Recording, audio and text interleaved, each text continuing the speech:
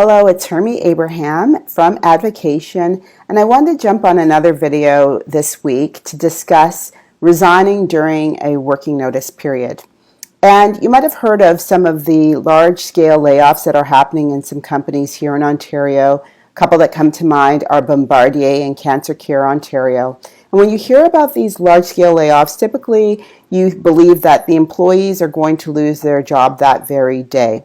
But oftentimes, and in some cases, employees get notice that their job is coming to an end in the future. So they don't lose their job that very day. They get written notice that their job is coming to an end at some point in the future. And that time in the future can be weeks, it can be months, sometimes it can be a year or more.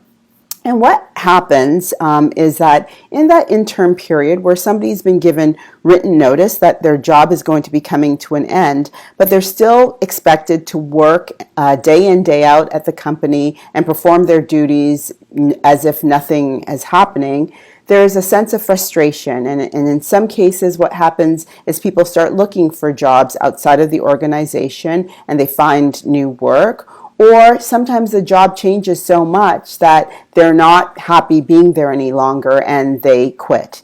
And when an employee resigns during the working notice period, the thing that I wanted to stress in this video is that you're essentially truly resigning, even though your employer might have promised a severance package, and you're basically losing your ability to get that severance package. And what that practically means is that if you've been given written notice that your job's coming to an end, and possibly at the end of that notice period, that when your job's coming to an end, you're going to be getting some kind of lump sum payout, you're not going to be able to claim that payout or any entitlements that might be listed in that letter as part of your severance package.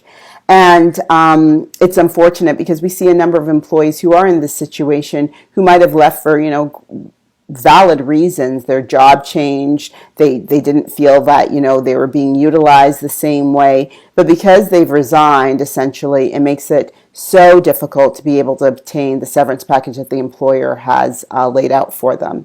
So my advice to you is, if you are in a working notice period, you've been told that your job is going to be made redundant and that at some point in the future you're no longer going to be working with the company, and you're in a situation where you don't believe that you're going to stay through that working notice period, or you're just unsure about what might happen, definitely do speak to someone, speak to an employment lawyer. And I say this because chances are it's your first time going through this situation. We've seen hundreds of these situations, and we can tell you about some of the things that happen to other employees and some things that you might not even consider or even anticipate happening. So speak to someone so you can come up with a proper strategy and make the best choices for yourself, your family, and those who depend on you.